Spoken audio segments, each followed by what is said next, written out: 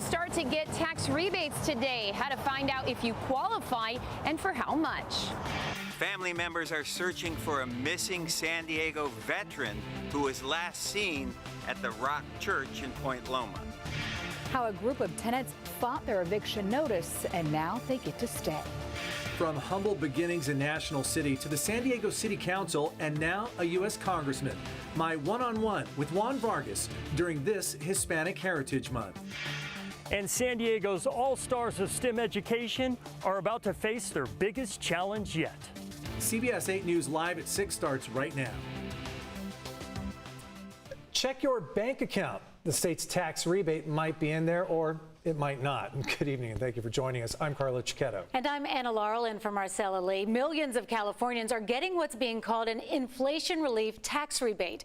The first checks went out today, but that doesn't mean yours did. CBS 8's Shannon Handy has been working for you to figure out who's eligible, how much they can expect, and when they'll get their actual money.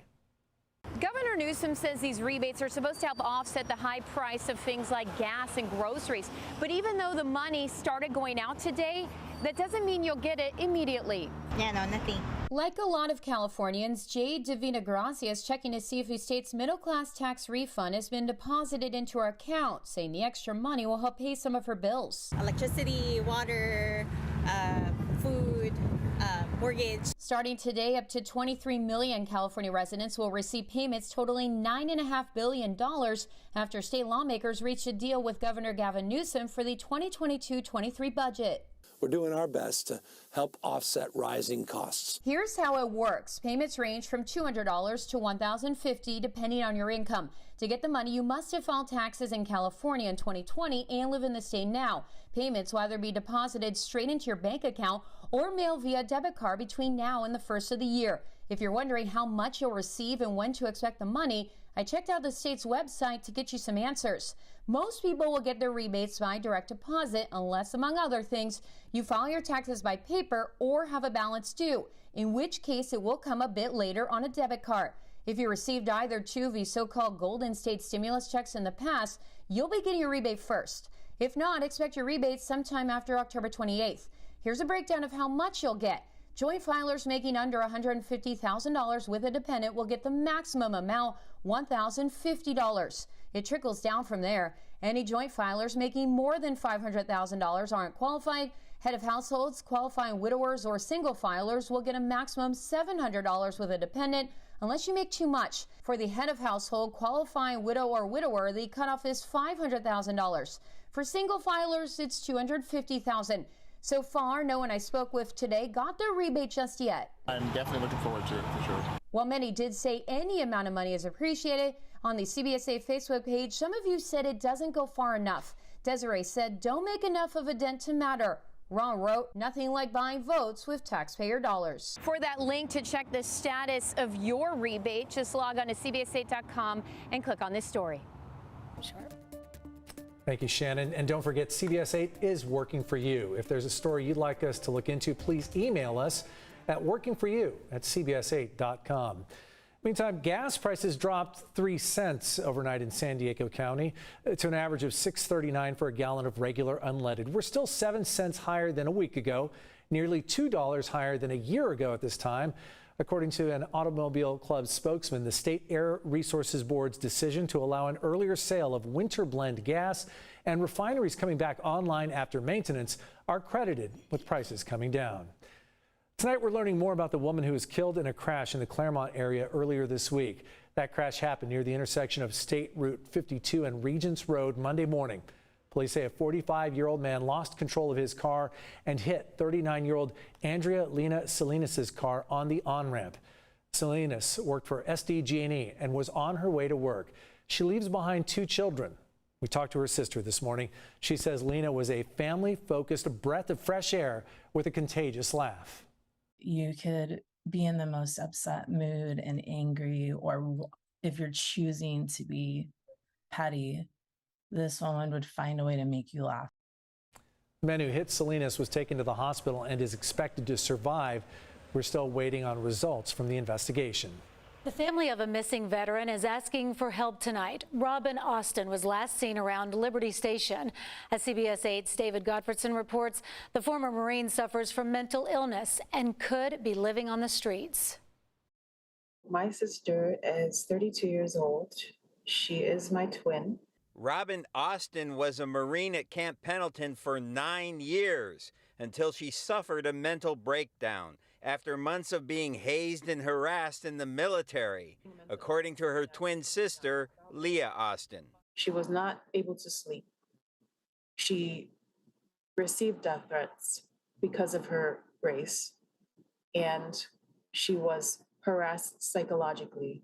Robin is now living on the streets. She's eligible for monthly VA benefits, but nobody can find her. Her family has filed missing persons reports and regularly checks in with hospitals and the medical examiner's office. I'm afraid of everything. I wake up every day. I don't know whether she's alive, whether she's hurt, whether someone's harmed her, whether someone's tried to assault her. The 32-year-old was last seen at the Rock Church in Liberty Station on August 29th.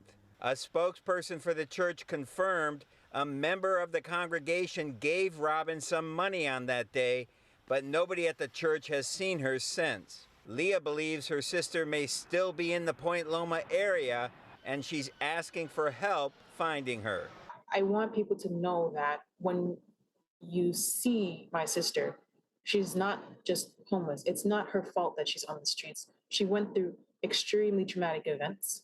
Robin Austin has no criminal history and does not appear to be a threat to herself or anybody else, which means she would have to voluntarily admit herself to a mental health treatment program. Her family is hoping they can encourage her to do that if they can only find her. Our goal at the end of all of this is to get her evaluated so that she can go to the hospital and get the care that she needs. And I can say that the one thing that helps a person change their situation is by showing them compassion and asking them for help. How can I help you? Now, Robin Austin's photo and information is posted on the Black and Missing Foundation website. We've posted a link at cbs8.com. David, is law enforcement looking for Robin Austin also?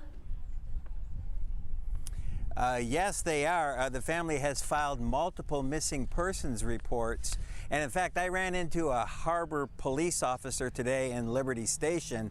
She checked for me and she confirmed that Robin Austin is in the system as a missing person. Wow, what a tragic story. Your heart just goes out to her family and for her. The streets, so dangerous. David, thanks so much for shining a light on that. Today, two candidates in the Chula Vista race for mayor went head-to-head in an informal debate at Liberty Station. Councilmember John McCann and Amar Campa-Najjar debated for about an hour. When we asked how they thought they did, Campa-Najjar said he thought it went well, while McCann said he thought he won.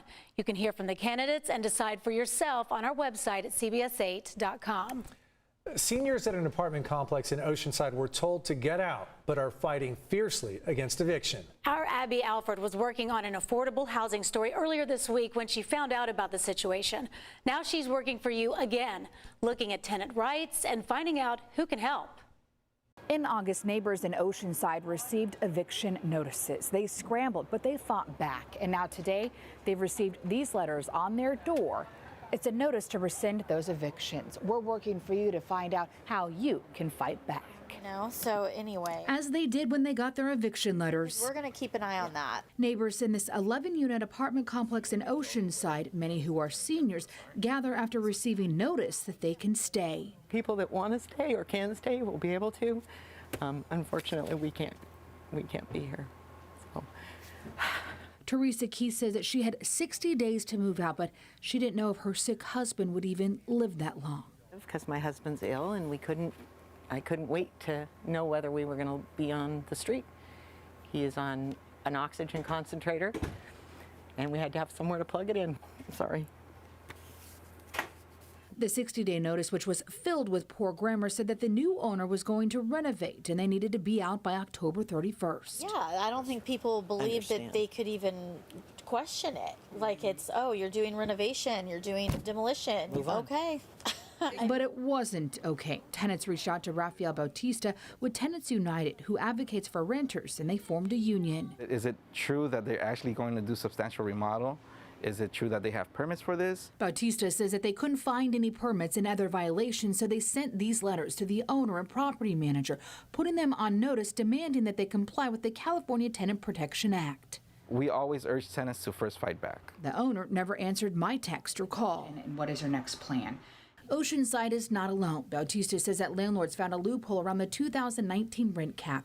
He says that they'll send eviction letters claiming a remodel so they can get new tenants and increase the rent. It's so nerve-wracking. It's scary. Like, where am I going to go? We helped Lisa Lazarus when her landlord tried to jack up her rent during COVID, and she needs our help again. She says that she received this 60-day notice because of a remodel, but can't find permits. They need to contest in writing. Please feel free to send them my number. We've connected her to Tenants United, who helped stop the Oceanside evictions. You guys helped us more than once now. That little help can make a big difference. Hope for the best and stay as long as we can. If you've received an eviction notice or you want to learn more about forming a tenants union, go to CBS8.com and click on this story.